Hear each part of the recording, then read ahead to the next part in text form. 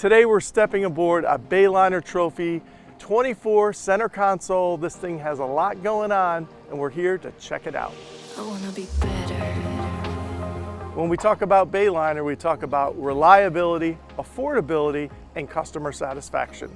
Over 160 years of boat building.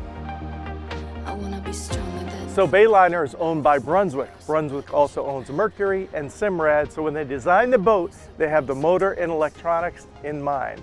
This one is tricked out with a Mercury 250. It's gonna push this boat in the mid 40s and it's gonna cruise in the low 30s.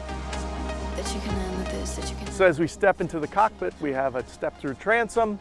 We also have a live well back here. We have a flip-up, flip-down seat, so you can fish it all day long or cruise in comfort.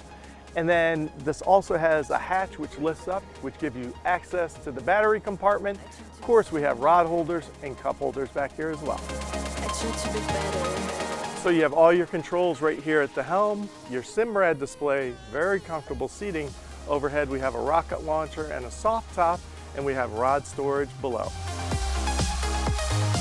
So this boat has a 23-degree dead rise. It's got a length overall of 24 feet, and it's got a beam of 8.6.